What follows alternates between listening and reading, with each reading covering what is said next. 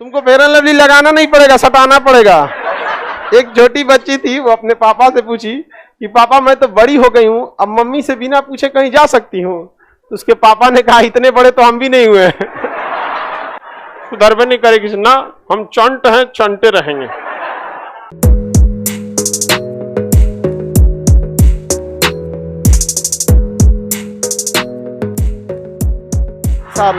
श्रावस्ती में जब ये गए तो इनको एक डाकू मिल गया, उंगली माल डाकू।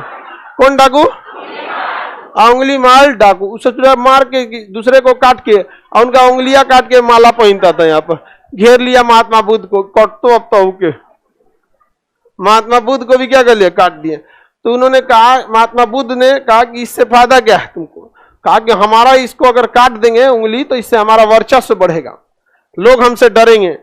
तो महात्मा बुद्ध ने कहा कि बैठ बाबू, बैठ, पहले बैठ। तो तुम जितने लोगों की हत्या करोगे, लोग तुमसे नहीं, तुम खुद डरते जाओगे। तुम जब भी निकलते हो रात के अंधेरे में, दिन में नहीं निकल सकते हो। कहां लोग डर रहे, तुम उल्टा डर रहे हो। तुम जब भी निकलोगे रात के अंधेरे में, अकेले में निकलोगे, भीड़ में, बीच बाजार में नहीं जा सकते। जो तुम जितना दूसरे को डराने का काम कर रहे हो, अज्ञानतावश तुम खुद उसी जाल में फंस रहे हो। जितनी ज्यादा हत्याएं करोगे उतने ज्यादा लोग तुम्हारे शत्रु बनते जाएंगे और तुम्हारा जीना मुश्किल हो जाएगा। पहले तुम्हारे लिए पूरा संसार खुला था, अब संसार का कुछ क्षेत्र ही सीमित है, जंगलों में तुम्हें रहना पड़ेगा। उनको लगा, उकरा लगा उंगली माल डाकू की, यार कितना बढ़िया आदमी है पता है। यहाँ पर तुरंत कहा कि हम एकदम आज से हम छोड़ देते हैं ये सब, हमको शरण में ले लीजिए, आज से हमको भी अपना भक्त बना लीजिए। तो महात्मा बुद्ध ने उनको भी क्या ले लिया, शरण में लिया और उनको भी ज्ञान दिया। और अपने साथ जितने भी भिक्षुक अनुयायी घूमते थे, कटोरा थमाया, अभिक्षा लिया। अब जिनका जिनका उंगली काटा था, महात्मा बुद्ध कहेंगे जाओ पहले उन्हीं के यहाँ से मांग के आओ। तो बेचारा गया हाथ जोड़ जोड़ते, देख हम तेरे बाबूजी के मर लो, हम पहले भिक्षा दे दे हमको आराम से, न तो सोच लियो। उंगली अरे उंगली नहीं काटता, मार देता था, लाश में से उंगली काटता था।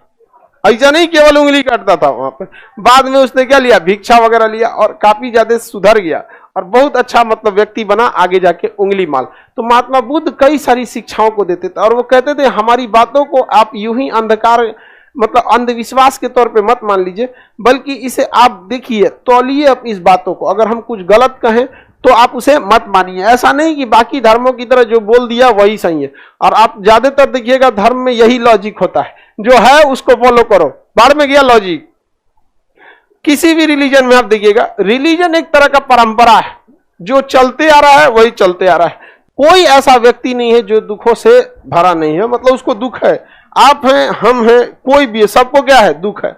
तो इन्होंने कहा, तो लोगों ने कहा कि एकदम सही बात बोल रहा है भाई, एक नंबर। तो संसार किससे भरा है, किससे भरा है, दुख। और उन्होंने कहा कि हर दुख के पीछे कोई ना कोई क्या है, कारण। बिना मतलब कोई भी दुखी नहीं है, सबके दुखों के अलग अलग कारण है। किसी का नौकरी नहीं मिल रहा है, वो अलग कारण है। कोई बकलोल है, वो सोच रहा है कि हम बकलोल क्यों हो गए, हमें होशियार होना चाहिए, उसका अलग कारण है यहाँ पर। तो सबका अलग अलग है।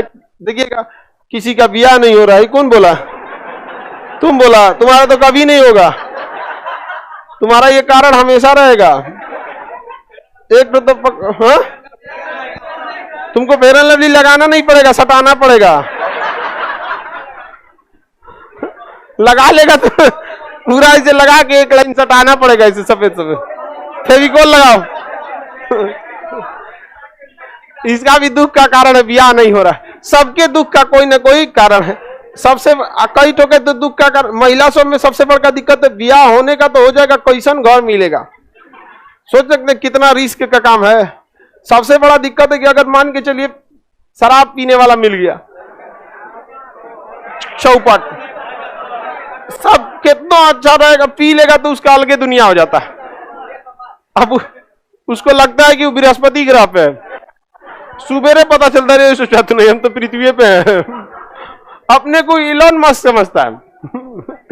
कितना बड़ा रिस्क है। आप लोग को रिस्क है कि नहीं, यहाँ पर बहुत बड़ा रिस्क होता है। सास कैसन मिलेगी, बहुत ज्यादा झमेला है। सास की एक अलग नौटंकी होता है उसको लगेगा उसकी बेटी 10 बजे सो के उठे, अब बहू 4 बजे उठ जाए। सब ऐसा नहीं होता है। हाँ, हकीकत है, सब ऐसे नहीं होते हैं। जो पढ़े लिखे लोग होते हैं उनको समझ में आता है कि जीवन पार पतोहिए भरोसे लगेगा, बेटी भरोसे नहीं लगेगा। समझ में आ गया कि नहीं आ गया? और बेटी लोगों को भी ध्यान रहना चाहिए, जीवन प्यार जो पार होगा, जीवन संपन्न होगा, वो ससुराले में होगा, नैहर में ना हो सकता है। आज तक किसी का बता दीजिए नैहर में गुजारा हुआ हो ना, नहीं हो सकता है। तो हमेशा याद रखना चाहिए कि शुरुआत में आप लोग को अपने ससुराल को भी ठीक रखना है, और जब बूढ़ हो जाइएगा तो पतों के साथ ठीक ठाक व्यवहार कीजिएगा लोग। खैर हमारे बैच का लड़का और लड़की सब ठीक ठाक है, नहीं है यहाँ पे, तो लोग को कोई दिक्कत, हम इतना डांट बोल के यही रखते हैं कि बेचारी सबको आगे जाकर कोई दिक्कत नहीं होगा। अब कोनो एकदम चंट रहेगी सब, तो उसका कौन कहेगा, सुधरबे नहीं करेगी ना, हम चंट हैं, चंटे रहेंगे। कितना डांट सुन ले आप। आगे बढ़े। उसका क्वेश्चन है कि महात्मा बुद्ध जब घर छोड़े थे तो पत्नी से पूछ के छोड़े थे।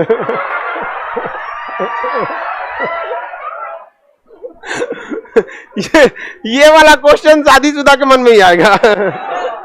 सोच लो तुम लोग, इतना खतरनाक होता है।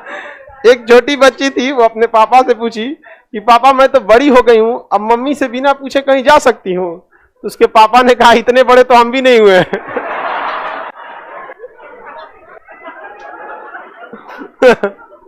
ऐसे पूछ के नहीं गए थे, लेकिन सलाह मशवरा किए थे। कई महीनों से प्लानिंग चल रहा था उनका कि हम छोड़ के चल जाए, तो बाद में वो हमेशा इमोशनल कहती थी हमारा क्या होगा। और वास्तविकता भी है, समाज में महिला हस्बैंड और वाइफ एक दूसरे के कॉम्प्लीमेंट्री रहते हैं। समझ में आ गया कि नहीं? और अगर पेट्रियोटिक समाज की बात करेंगे, जैसे भारत एक पितृ समाज है यहाँ, तो यहाँ महिला के जीवन मतलब अगर पति नहीं है तो बड़ा दिक्कत हो जाता है। समझ में आ गया नहीं? भले थोड़ा टॉर्चर कर दे, अगर पी के आता है तो डांट उठ देता है, वो अलग बात है, लेकिन कहा जाता है कि वो हील वाला सैंडल होता है, भले चलने में दिक्कत होता है लेकिन समाज में ऊंचाई बढ़ा देता है। समझ में आ गया कि नहीं आ गया? तो ये बेचारा शादीशुदा है, इसको बहुत दिक्कत है, नहीं है? तो तुम्हारे मन में ये ख्याल आया कैसे? तब ये कचरा है।